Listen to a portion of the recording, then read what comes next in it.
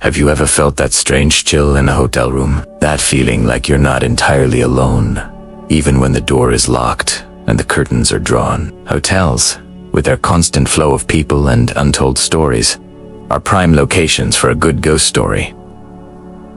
But what if those stories aren't just stories? What if the things that go bump in the night are more than just the creaks of an old building? Today, we're diving deep into one of the most chilling and well-documented cases of a haunted hotel room. A place where guests check in, but the spirits never check out. We're talking about real encounters, backed by evidence that will make even the most hardened skeptic question what's on the other side. So, lock your doors, turn up the volume, and prepare to spend a night in a room where sleep is the last thing on the menu. The story begins at a historic hotel, one of those grand old dames with a past as long and winding as its corridors. Let's call it the Grand Majestic Hotel. Built in the late 1800s, it's seen it all. Roaring parties, secret affairs, and, unfortunately, its fair share of tragedy. And at the heart of its ghostly legends is one specific room, room 313. For decades, guests and staff have whispered tales about room 313.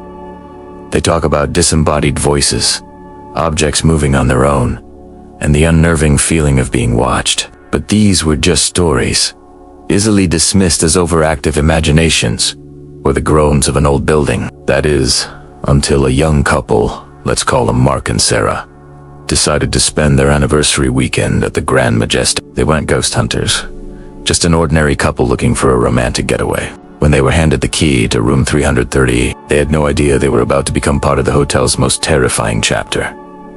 Their first night started normally. They had dinner, enjoyed the hotel's vintage charm, and retired to their room. It wasn't until around 2 a.m. that things started to get weird. Sarah was woken up by a faint sound, like a woman humming a lullaby. She nudged Mark awake, but he couldn't hear anything, and told her she was probably just dreaming. She tried to ignore it, but the humming grew louder, seeming to come from the corner of the room near an antique rocking chair. As her eyes adjusted to the dark, she saw it. The rocking chair was moving, slowly, rhythmically, as if someone were sitting in it.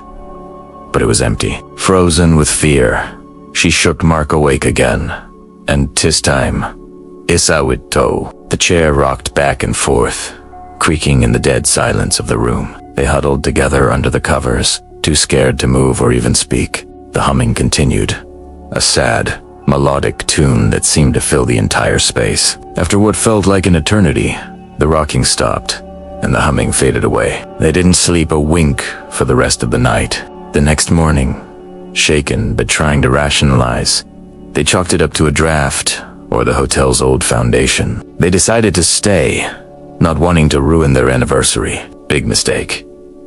The second night was even more terrifying. This time, they decided to leave a small digital recorder running while they slept, just in case. Around 3:15 a.m., they were jolted awake by the sound of the bathroom faucet turning on at full blast. Mark jumped out of bed and ran to the bathroom, only to find it completely dry. The faucet was off. As he stood there, confused, the bathroom door slammed shut with incredible force, locking him inside. Sarah screamed, fumbling for the light switch. When the lights flicked on, she saw Mark pounding on the other side of the door, yelling for her to open it.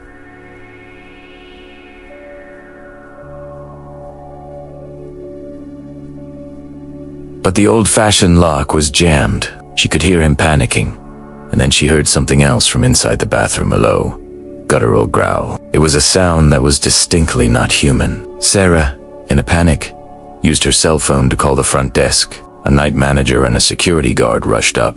It took them several minutes to force the door open. When they finally got it unlocked, they found Mark backed into a corner, pale and trembling. He said that after the door slammed, the temperature in the tiny bathroom plummeted. He saw his breath in the air, and then a dark, shadowy figure began to form in the steam-filled mirror. It had no distinct features, just a shifting mass of blackness, and then it growled, a sound that he said he could feel vibrating in his chest. The hotel staff was visibly shaken. This wasn't the usual tale of faint whispers or cold spots.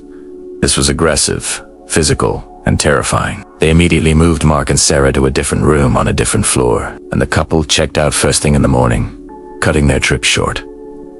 But their story doesn't end there. Remember that digital recorder they left running? When they got home and finally built up the courage to listen to it, they were horrified. Amidst the normal sounds of them sleeping, they captured everything. You could clearly hear the faucet turning on, the door slamming shut, and Sarah's screams. But there was more. During the time Mark was locked in the bathroom, the recorder picked up a clear electronic voice phenomenon, or EVP. Right after Mark can be heard yelling, a chilling, raspy voice whispers a single word, "Get ... out." There was no one else in the room. This recording became one of the most compelling pieces of evidence in the history of the Grand Majestic Hotel. It was analyzed by paranormal investigators who confirmed the voice was not from Mark, Sarah, or any radio interference. It was an anomaly, a voice from an unknown source. So, who is the ghost of Room 330? Hotel records and local legends point to a woman named Eleanor Vance. In the 1920s, Eleanor was a young mother staying in that very room with her infant child. The story goes that her child fell gravely ill and passed away in the room, heartbroken and inconsolable. Eleanor took her own life in the bathroom a few days later. Many believe the humming is Eleanor, forever singing a lullaby to her lost child, and the rocking chair is where she would soothe the baby. But what about the aggressive, shadowy figure Mark encountered? Some paranormal experts theorize that it's not Eleanor at all, but a darker, more malevolent entity, attracted to the tragedy and sorrow that permeates the room. This darker spirit is said to be territorial and hostile towards male guests, which would explain why Mark was targeted so aggressively. It's a classic case of what investigators call a residual haunting. The sad memory of Eleanor, legered wit, an intelligent haunting, a conscious and interactive dark entity. This combination makes Room 313 incredibly active and unpredictable. Over the years, numerous paranormal teams have investigated the room, and the results are consistently chilling. They've captured EVPs of a woman crying. Thermal cameras have detected human-shaped cold spots appearing and disappearing, and objects like jewelry and keys have been known to vanish, only to reappear in strange places. One investigation team even captured a full-body apparition on camera, a fleeting, translucent figure of a woman in period clothing standing by the window, looking out onto the street below before fading away. The evidence is so overwhelming that the hotel, while not officially advertising it as haunted, has a long waiting list of thrill seekers and ghost hunters wanting to book a night in Room 313. The hotel staff is trained to handle reports of strange activity, but most of them refuse to enter the room alone after dark. What is truly fascinating about the case of Room 313 is the sheer volume and variety of the evidence. It's not just one person's story. It's a collection of experiences from dozens of different people over many decades, all pointing to the same conclusion. Something is happening in that room, from the sorrowful humming of a grieving mother to the terrifying growl of an unknown entity. The phenomena cover the entire spectrum of paranormal activity. It serves as a chilling reminder that when we check into a hotel, we might just be temporary guests in a space that has a permanent resident. The stories are passed down, the evidence mounts, and the legend of Room 313 only grows stronger, cementing its place as one of the most genuinely haunted hotel rooms in the world. So, the next time you're staying in an old hotel and you hear a strange noise, you might want to think twice before dismissing it. It might not be the building settling. It might be a former guest who never quite managed to check out. Thank you so much for joining me on this terrifying tour of Room 313.